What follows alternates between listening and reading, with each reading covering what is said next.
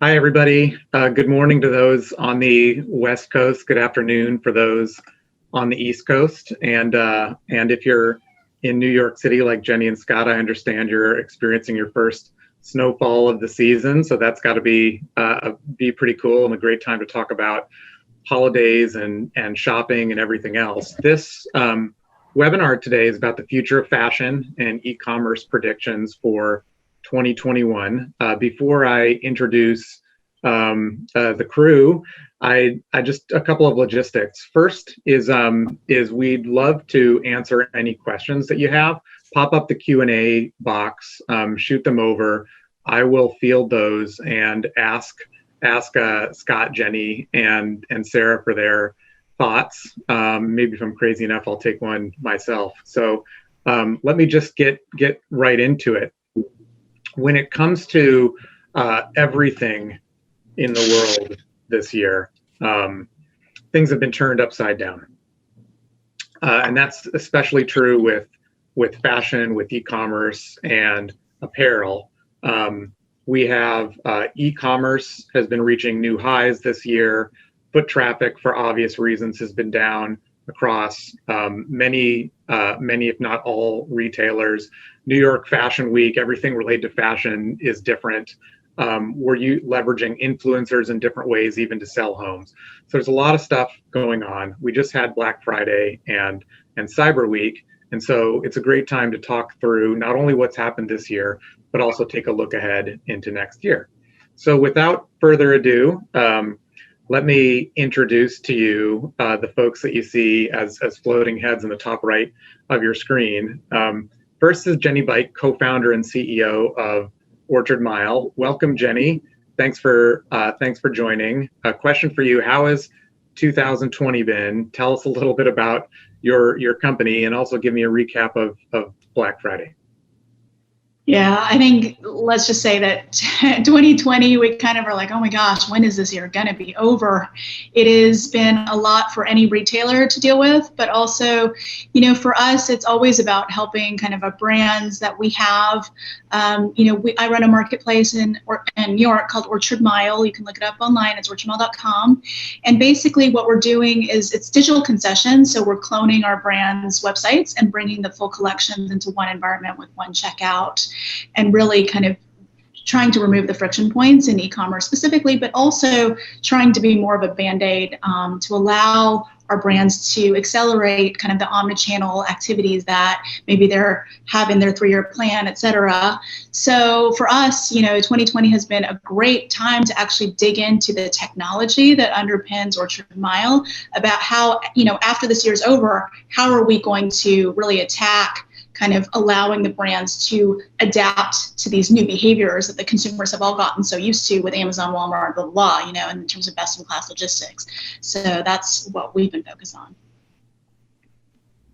Thanks, Jenny. Really glad you're here. Now let me introduce to you Scott Lux, SVP of Digital Commerce for Alice and Olivia. Scott and I go way back, started our careers together in different places, different times. Scott, catch us up with 2020, introduce us to the Alice and Olivia brand, and talk through Black Friday and Cyber Week. Yeah, similar to what Jenny was saying, I think it's been an interesting journey. I've actually been part of Theory and then Alice and Olivia recently. And for those of you that don't know, Alice and Olivia is a contemporary women's fashion brand. And I think one of the biggest challenges we've seen is with Black Friday, Cyber Monday, certainly not new, but I think a lot of the sales were pulled forward, right? So you have, obviously, when we started COVID-19, a lot of brands were hesitant on, do we promote, do we not? And then you started to see, as we began to have a little more clarity on how long this would last, with stores being closed, for us, depending on wholesale, getting into more of a promotional cadence that we would have liked to avoid.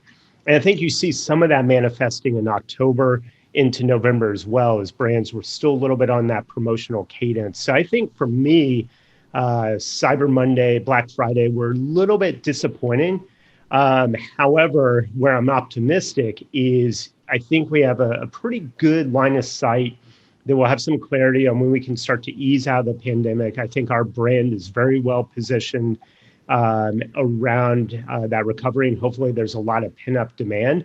So we've started to shift our focus. How do we get back to that full price selling, a healthier business model, and what do we need to execute for that heading into 2021?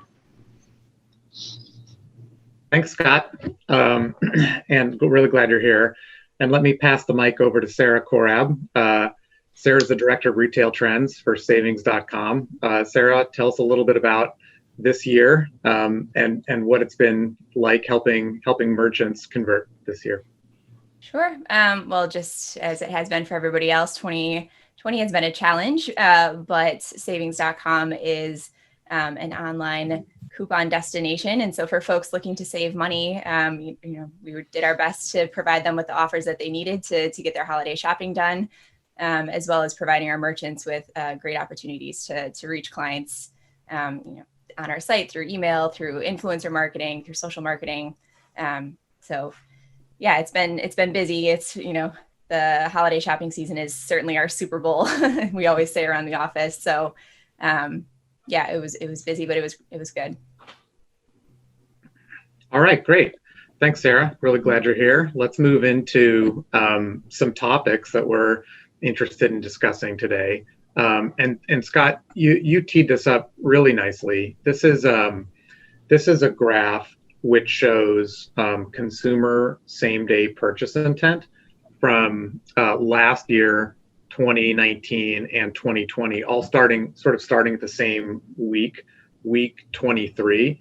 And there's obviously like a bit of a low prior to the ramp up to Black Friday. That low occurred a lot earlier in 2019 and 2020, and as you can see, has kind of started earlier. Black Friday started earlier, and e-commerce has continued to be really important. I guess, and anything that's sort of surprised the three of you with Black Friday and Cyber Monday as far as the types of things purchased, or maybe the role of discounting. We talked a little bit about how the season's been different, but maybe let's go one click deeper. I'll ask Jenny for your comments. Yeah, I guess I want to touch on a little less about cadence and more about the role of discounting. So, about 48% of our consumers have actually bought something that is not full price on Orchard Mile. But that said, we have a ton of full price stuff on Orchard Mile as well. And I want to bring up Elon Musk, and I know he's not everyone's favorite character, but he said recently in an interview, basically saying, CEOs need to get out of their freaking ivory towers, and they need to be inside the factory floor with their Teslas, whatever their version of the Tesla is. And when you think about his product, it is a luxury product, right? He's not discounting his Tesla. He comes to mind because I recently went on a test drive because I was bored in New York City in one of these cars. And I was like, wow, this is a really expensive car. Like, what in the world? Why would I spend this much money on this car, right?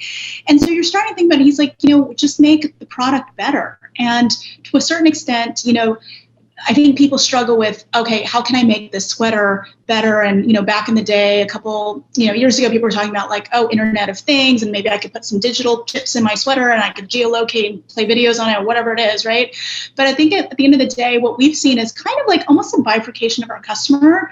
Folks who are very luxury focused, they're looking at more full price jewelry, for example. We sold a lot of fine jewelry. We've seen the purchase of actually kind of interest in consumer goods. For example, there's a company called R&Co, owned by luxury brand partners, and they sell shampoo and conditioner, largely a commoditized good, right? And they launched a new brand called Blue, and that is completely sustainable packaging. Everything in the actual shampoo bottle is recycled in terms of the packaging itself, but it's beautiful, it's luxury, it's positioned higher than the R plus Co, which is actually $25 a bottle, so that's not a cheap shampoo either. But it's interesting to see these kind of brands take off and take the moment and say, actually, we're going to redefine that full price product. We're not going to be so dependent on discounts. And so I think consumers this year have gotten a little bit, immune to the discounting feeling, which is what this chart somewhat shows, right? And so that's what we see.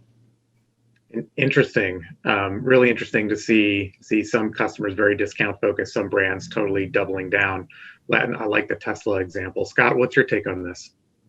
Yeah, I think one of the things I've noticed during kind of that October buildup you saw and then into November is I really think brands have to get back to looking at customer experience. And obviously there's a lot they're doing that. And what I mean by that is there is this interdependency on digital, physical, and people. And I think what I noticed is you had a lot of retailers, for obvious reasons, taking a pause on driving people to store. And I think you saw a little bit of a halo impact on what that does to the digital business. And so for me, it kind of reinforced that we are headed in the right direction in how we're thinking about customer experience, kind of taking that direct to consumer mindset versus thinking about it as a drive to e-commerce or drive to store. So that was probably one of the bigger takeaways I noticed when you had brands like Target or Best Buy or some of the bigger box retailers easing off of driving to store on Black Friday. And we even saw it as well, just the amount of traffic is minimal going into our stores, and you do see that interdependency.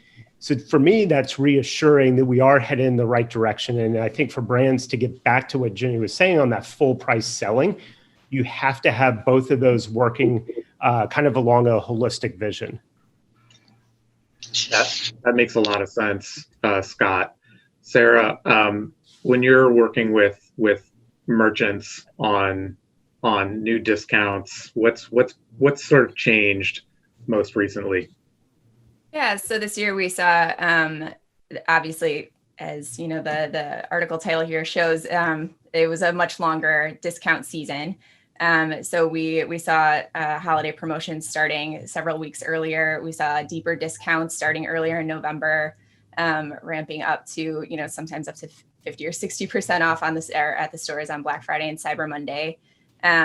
We saw both consumers looking to shop earlier because they're concerned about delivery issues and getting their items on time for the holidays. And that was mirrored by the retailers and merchants offering those discounts earlier and spreading them out over a longer period of time to allow for that for that shopping. So just a longer discount season overall. Yes, ramping up and concluding there on Black Friday and Cyber Monday. Thanks, Sarah. Scott, you made a really interesting point about customer experience, and I want to use that to segue to the next the next slide.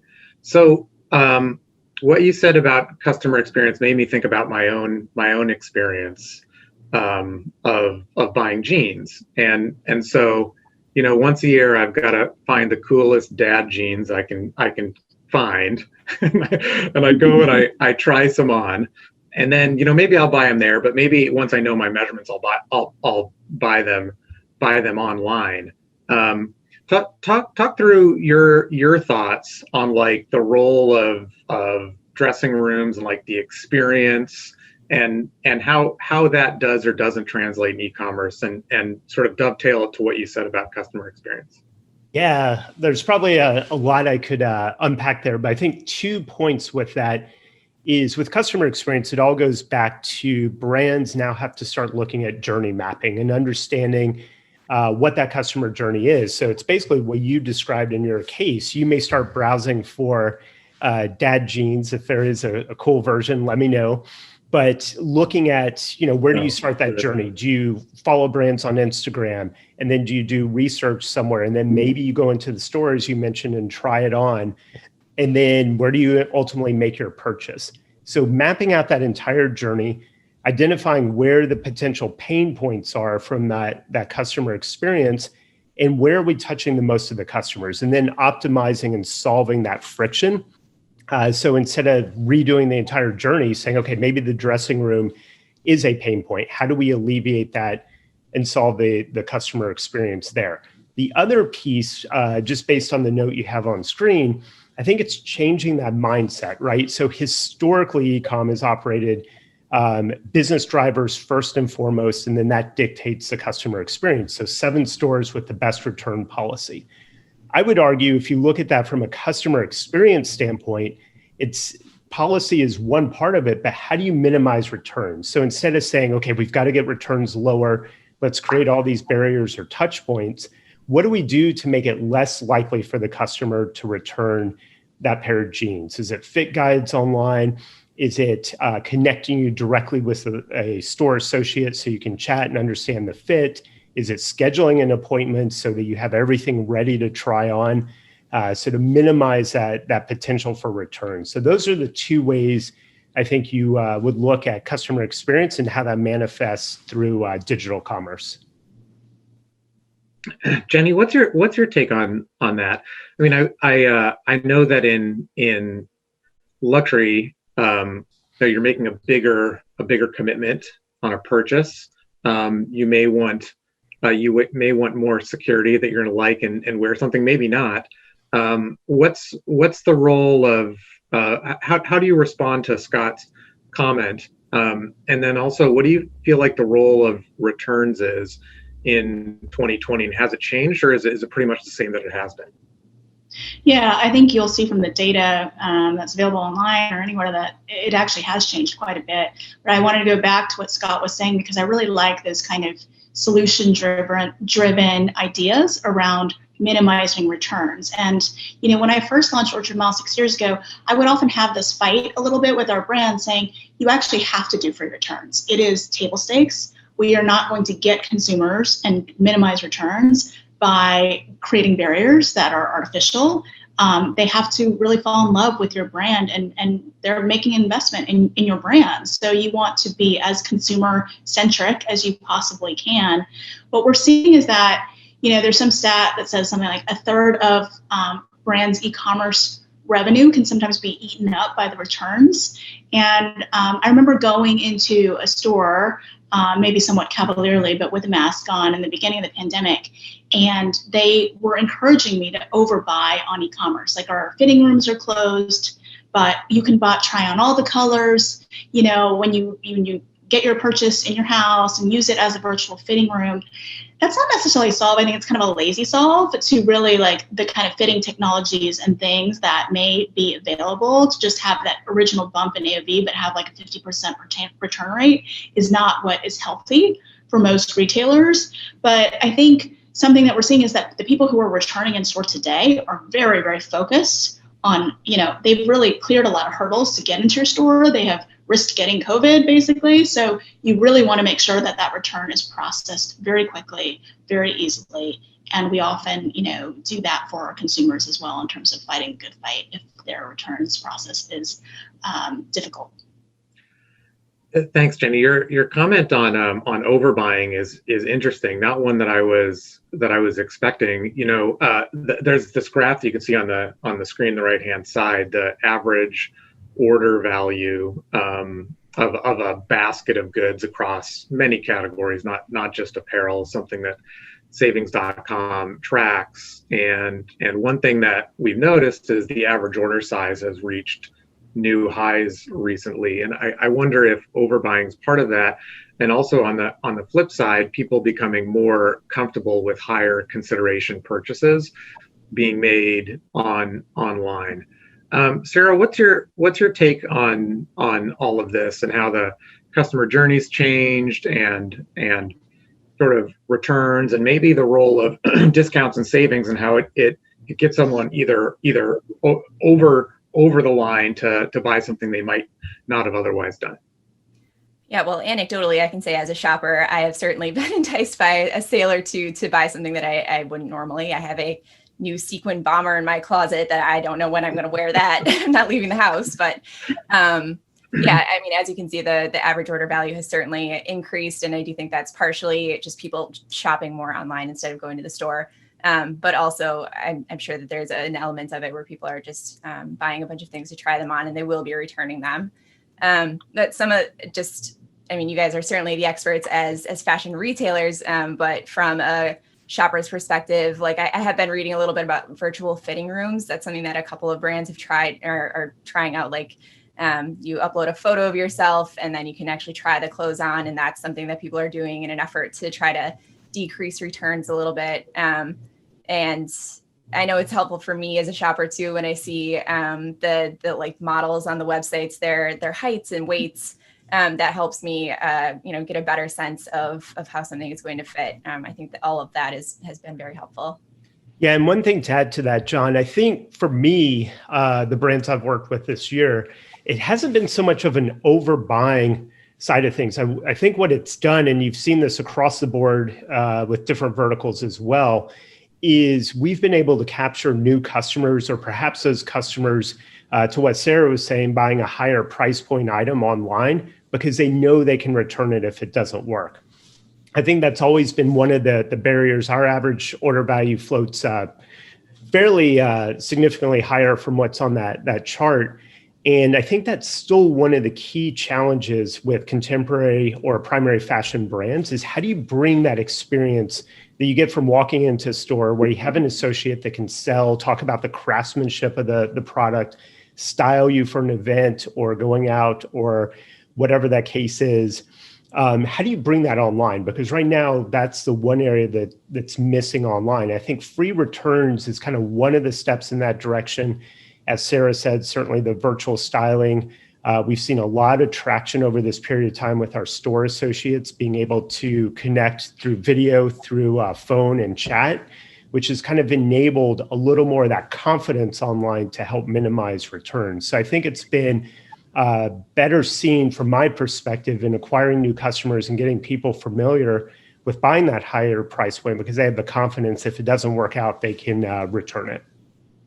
So just a follow-up question on that. So touch a little bit on the personal shopping experience. That's not something that I've done. So are you saying that people are sort of moving to video and FaceTime to sort of get that confidence boost from a salesperson? Yeah, I think so, because that goes back to, a lot of the brands I've had the opportunity to work with have really, really good retail associates. And I think that's part of the reason why, I think the physical retail experience, what I led off, isn't dead. People are still critically important to brand success, but it's how do you enable that in a well thought out digital selling experience. So one of the first things we noticed when I was at Theory during COVID, when stores were shut down, is how do we enable live chat? So we have this amazing fleet of store associates that are pretty much home as well, but they still have access to product. They can still send recommendations through email.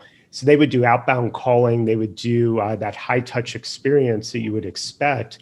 And in many cases, still be able to showcase some of the product simply by putting together, for lack of a better word, kind of a collage or Pinterest type recommendation set and send it back. But knowing that you and I have that virtual experience and I can actually see you.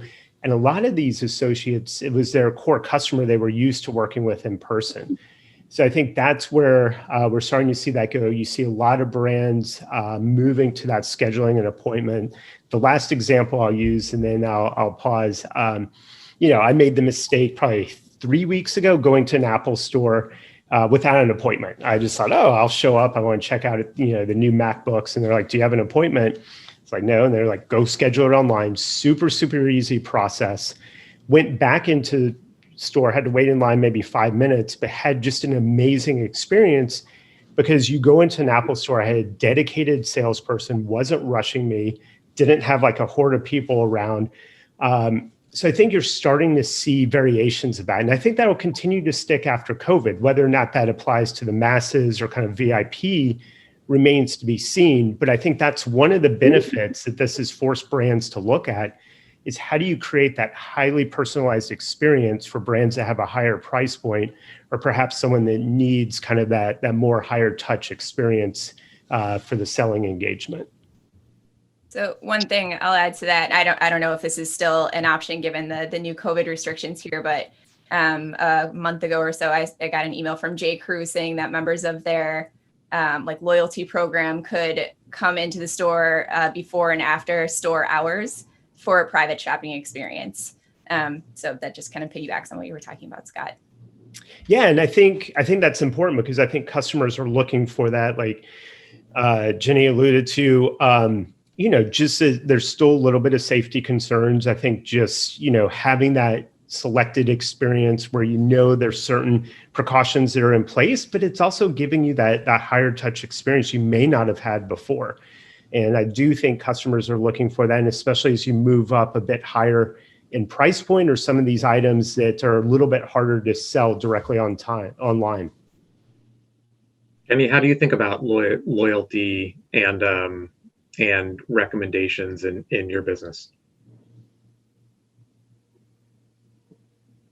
Who is that question for, John? I was going to follow up and ask you, Jenny. The role of loyalty and recommendations in your business. Sorry if my internet's a little laggy. No, it's all right. It's like a cold call. No.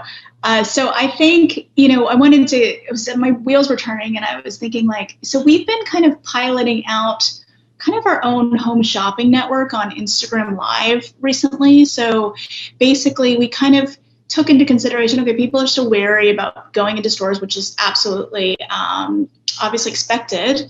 And I basically propped up my co-founder, Julia, who's wonderful. She would be an amazing home shopping network host, with her manicures and her, chatting. But basically the brands, we feature one brand a week and they're sending in their newest collection. And it's so fun to kind of see a real person. I know Sarah can speak more to this given her background in influencer marketing, but someone to see a real person who is kind of the face of Orchard Mile to say, oh, this is the newest collection that Eero or Sandra Maj is showing. This is the way that I would style it. And then she's kind of like a little bit preppy, right? So this is her persona of like how she would style all these downtown items. And it's just kind of fun to see all the comments in real time, and responding. And someone says, oh, what about the white boots with the black blazer? And she'll try that on. So that kind of interactive shopping experience. Obviously, we've seen similar things take off in China. So we were like, oh, okay, this must be, China's obviously a forerunner of whatever, the US is doing. So might be interesting to see what would happen if we started to do this. And it's been tremendously successful. So in terms of loyalty, we're thinking about engagement and loyalty and kind of collapsing that funnel in different ways. So that's one of the ways that we're kind of doing that for our partners, obviously for our brand partners who need, love to be featured, but also consumers who want to see it on a real person, who want to interact beyond just a very beautiful photoshopped influencer, Instagram picture, right? Like, how does this really look? Absolutely. You hit on the funnel. I know we all have a lot of experience in digital marketing and also on influencer marketing. I think that's a good segue into this next slide, which doesn't have a jaw-dropping stat. It's more of a way to tee up our conversation here. And Sarah, so like Jenny said, you have a lot of experience working with influencers. How things changed this year, the role of influencers, if you will, in helping consumers make decisions? Yeah, so I don't know if it's a jaw-dropping stat, but it is a stat nonetheless. Our influencer campaign requests from our clients increased 70% this year. So even with all of the uncertainty around the pandemic and COVID, they still saw the benefit of having their products and their brand featured in really high quality, engaging, authentic content created by trusted influencers. So we have run a lot of campaigns. Influencers have been really excited to work on these campaigns. Some of their revenue comes from affiliate revenue, and some of that budget was cut this year. And so they're looking for other places to make that up. And these flat fee influencer campaigns were a good place for that.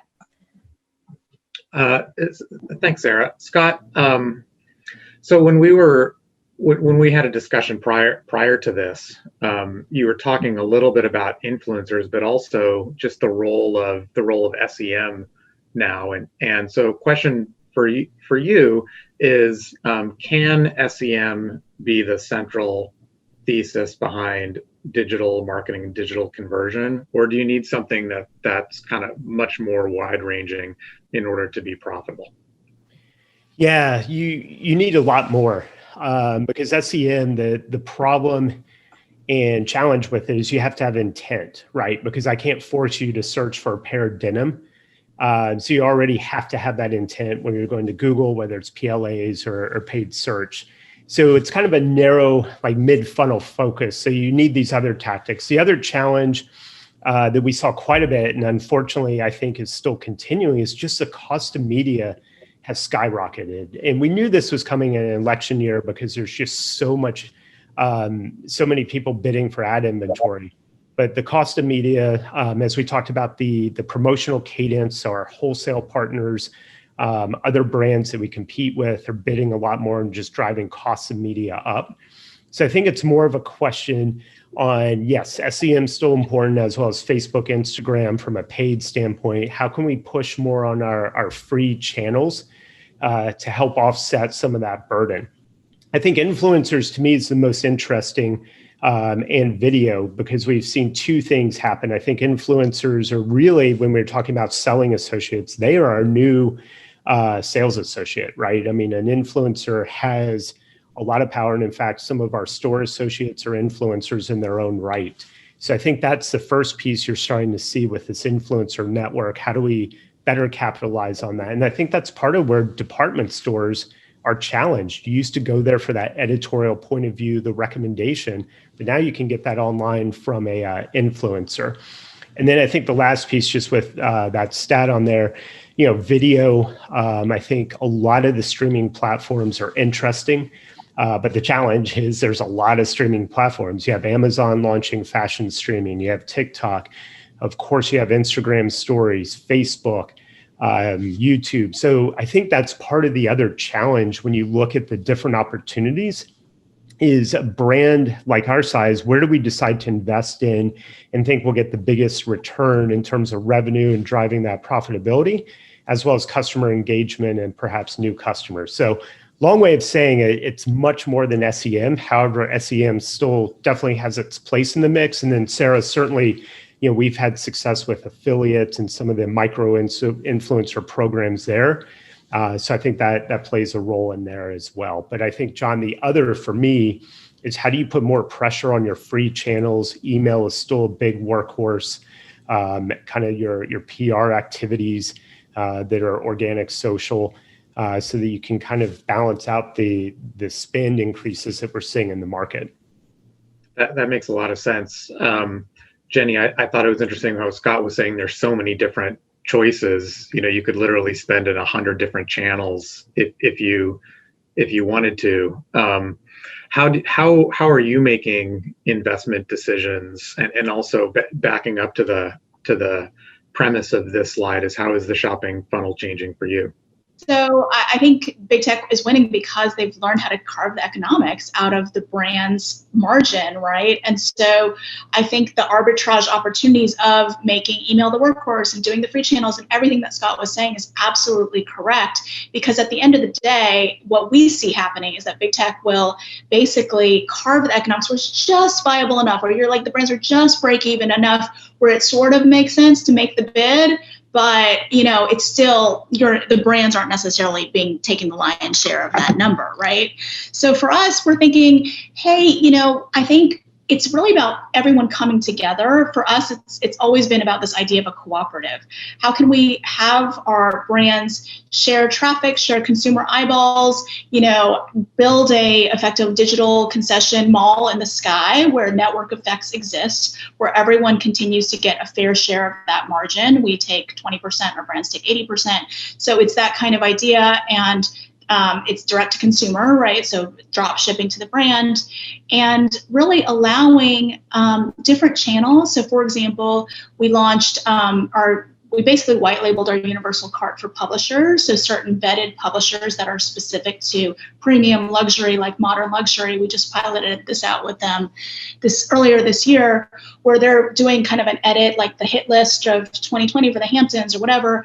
And you can shop it directly within a modal on hamptonsmagazine.com. And obviously publishers have the traffic, and obviously they're looking for a turnkey e-commerce solution. So that's one way we tried to arbitrage that kind of Google, Facebook traffic, allowing that content, which we very much believe in, whether it's an influencer, whether it's a magazine, getting that content to drive that conversation and having the economics be, where they should be, frankly, which is the hard part of the funnel rather than the intent part, just searching. That's right. That resonates a lot with me. I want to take a step back for a sec because we had a question come in from a little bit earlier that I missed, but I want to make sure is answered, and it relates to our conversation on free shipping and returns, and how on the one hand it's table stakes, but there's also a question that came in: Are there any sort of? It sounds like a question more: Are there economic challenges to having free shipping and returns? Sort of with people with high amounts of returns can just kill your profitability. So that's the question, and I'll see if anyone has an answer to that. I'll just repeat the stat that I think returns from e-com can actually eat up a third of a company's revenue. So if not managed kind of well, and that means not necessarily putting up barriers, but really doing fitting technologies, getting the sales associates to say actually accurately a size 4 or this person of this height and weight would wear this size. And often the challenge with fitting technologies is that, at least with more, I would say, premium brands, the fit is not always consistent from season to season. So, I used to run strategy at Burberry, and kind of the cut sometimes would change a little bit. So you might be a size 6 in one coat and a size 4, another season, because it's more of a slim fit season or what have you. So these are the kind of difficulties that sometimes the technologies are dealing with. That's why we haven't implemented it quite yet. We've yet to see one that truly hits the mark in multi-brand specifically. Okay, thanks. Keep the questions coming in if you have them, folks. So I'm going to throw a little bit of a curveball, and this is not to say that necessarily that seniors are now your largest customer base, but I guess that the broader question is: this year or this season, are any of you seeing new audiences? Centerfield does some work in the senior products and services space, and seniors, whether it's online grocery shopping or really anything else, seniors are adopting online habits at record volume. So whether it's seniors or whether it's another group that wasn't typically a shopper of yours, are you seeing anything different on the demographic side?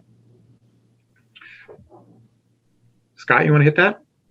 Yeah, I think, we're still going through and analyzing our new to file customers. But I think the important takeaway here has always been kind of my challenge, if you will, with kind of trying to box people into certain generations. So millennials, Gen Z, Gen X, because as your stat shows, you can have someone super tech savvy that's 60 plus and someone that's a millennial that may not be tech savvy. So I think there's always this assumption. It's like, okay, we've got to get newer, a millennial audience, and okay, let's throw everything we can on TikTok, Instagram, whatever, and that's where they'll be. I think you really have to step back and look at your CRM and really understand, even if we're getting new customers in, what is that core audience, core customer that you absolutely have to protect and defend? Define what that looks like, understand their demographics, psychographics, and where do we continue to target and engage them? And then second, segmenting based on our product, where are our opportunities to grow perhaps a new segment, and focusing it through that lens, because we may identify, as appealing as it is to go after a younger audience, based on our price point and our product, it may not support our efforts going after that audience. Maybe it's a 30 to 40-year-old. And then I think it requires creating personas and looking at additional tactics that take away some of the overgeneralization that I think exists out in the marketplace, to really understand how do you approach and target those new audiences. And then the last two topics to add to that, and I think kind of where you were going, is those audiences aren't all created equal. Like the four of us on the panel today could be a target audience for, let's say, Theory, or when I was at Intermix, or Alice and Olivia. But we shouldn't be paying the exact same to acquire each of us. And I think that's where you really have to understand, again, going back to, are we defending our current audience? Are we trying to grow our audience? How much are we willing to pay to acquire them based on what we expect their lifetime value to be with us? So I think you have to look at it through that lens. And of course, tying it back to product and making sure you have the right product that's accessible for that audience. Thanks, Scott. Jenny, Sarah, any comments or thoughts on this question? I just love the word psychographic. I mean, this is a drum that we've been beating forever. It's like I just turned 40 last year and turning 41 in 10 days. So I think I'm 30 and I don't care what anyone says. So it's one of those things where you don't want to be marketed to because you're a segment, right? Like all of a sudden I don't want Diamante long sleeve gowns because I'm an older demographic. Everyone wants to feel young or feel part of a movement and all of that. And so for brands to recognize that, I think fashion has always recognized that. You definitely see that in streetwear nowadays, but certainly the kind of mechanized real-time marketing that you see a lot of big companies like department stores using, it needs to be more refined on psychographics specifically. Definitely. Sarah, any final thoughts on this question? Just from an influencer perspective, a lot of the campaigns that we run, we work with influencers that are quite young to much older, and I think it does help for older shoppers to see themselves in some of this content. And there are people that cater specifically to those older audiences, and they're out there encouraging them to shop online and engage new technology or start using new technologies. And so I think that does help a little bit bring new folks into older folks into the online shopping habit. Thanks, Sarah. Okay, before we move on to predictions, because we're just about out of time, I want to make sure I ask a question to all that's come in. So the question, I think it's best for Jenny and Scott. So how will sales pressure drive luxury brands more to marketplaces like Amazon versus sticking to high-end, high-touch window dressing in D2C or retail stores?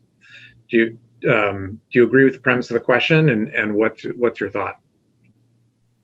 Do you want me to go first, or do you want Scott? Sure. Scott? Yeah. Yeah, Okay. that'd be great. Well, I think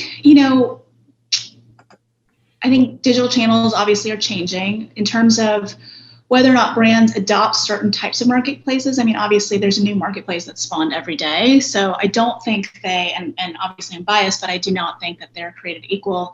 An eye to brand equity, an eye to pricing integrity. All of those things are very, very important.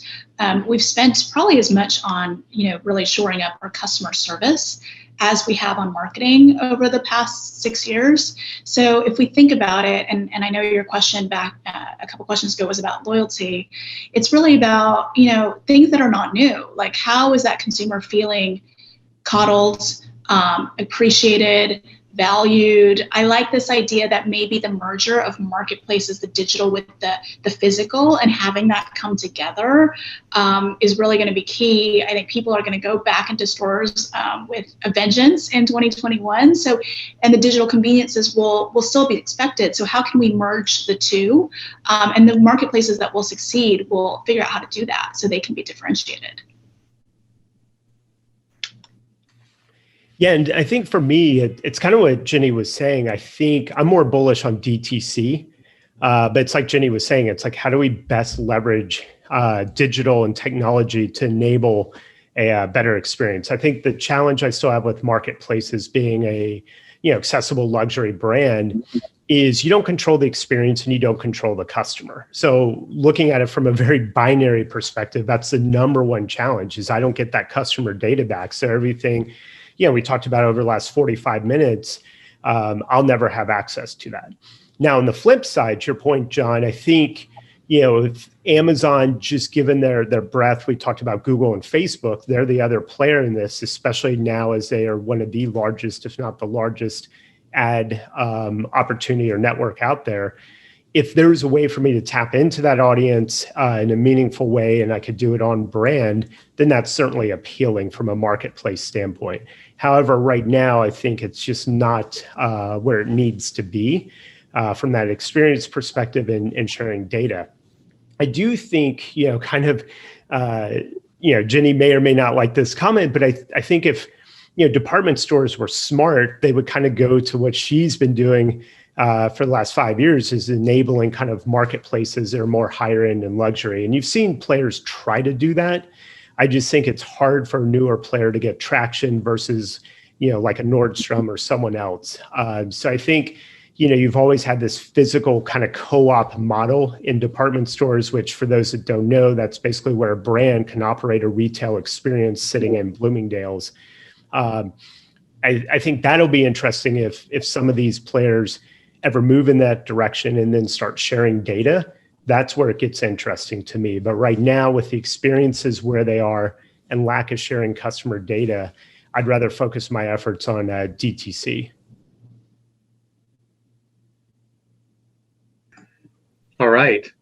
Thanks for the answer to that question. All right, we have a few minutes left, so I'll ask a final question, which is predictions for 2021. Jen, you mentioned one already, which is coming back to stores with a vengeance. So I'll come back to you for the final comment. But Sarah, what would you say is a prediction or two you have for 2021?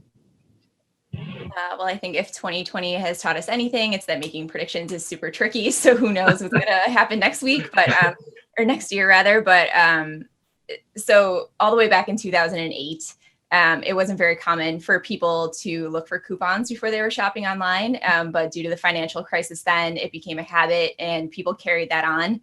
And it has become a regular part of online shopping. I think that some of the trends that we're seeing in 2020 as a result of the pandemic, I think that those things will become habit and will continue on in 2021. So more shopping online, like I think online shopping increased 44% over the holiday or the holiday weekend. I think that will continue as people become more comfortable with shopping online. I think the social shopping will continue shopping through the social platforms like Instagram and Facebook. And aside from, Jenny and Scott have both talked about, innovations that your brands are looking into or have tried out this year. And I think that that'll continue a lot into 2021 as well. Just brands trying to find new ways to connect with customers and reduce the friction. Thanks, Sarah. Scott, what's your take on next year? Yeah, I share similar sentiment that, I'm optimistic second half. There'll be a lot of pent-up demand from both a retail perspective and retail, of course, stores and online. But I do think you will have that pent-up demand from people wanting to get back out there and just, shopping's always been a social component. So I think you'll see a resurgence. I think it'll 100% be different. But keep in mind, a lot of the challenges heading into the pandemic were just rushed, right? Like we all knew malls were challenged. I don't think malls will be coming back. But I do think people will want to go into physical retail because right now it is still one of the best ways to engage with a brand. So I'm optimistic we'll see a resurgence in brands, primary contemporary space. A lot of people will be wanting to get back out there, and hopefully that'll come to fruition and that we'll get through this and be optimistic as April and May come around. Thanks, Scott. Jenny, what does your crystal ball say? Oh gosh, if I had a crystal ball, I don't know if you do any of the things that I'm doing. I think, the guesses are probably that, for us, we think that people will be back in stores. I'm thinking about my cashier that checked me out at Trader Joe's yesterday. He says he sees the same woman 5 times a week because she comes in and buys one thing because she's just desperate for that human connection, right? And I think people very much miss that. And that is a human nature kind of commonality. We're actually working on surfacing our brand's in-store inventory. So I think Scott had touched on a little bit of kind of data, wanting to data share. And specifically for that, we're really trying to take our top of the funnel and drive it and kind of support our brand stores. Specifically, even if we don't necessarily get commission to the traffic inside the brand stores, it's really, again, about building that cooperative, making sure our traffic knows, okay, if that Alice and Olivia store is in, Nolita, potentially, can we drive our kind of eyeballs there because of the convenience factor, because people do want to go and touch and feel the merchandise and interact with folks. So that's something that we are absolutely working on to launch in 2021. Thanks, Jenny. And thanks to all of you, Sarah, Jenny, Scott, on this conversation. It's been super insightful for me, and I appreciate it. Any final words before we wave goodbye to the audience? No, thanks for having us. All right. Well, thanks. Really appreciate it. Thanks to everybody tuning in. Thanks for those questions, and feel free to reach out to me or any of us if you have any questions or comments. Thanks.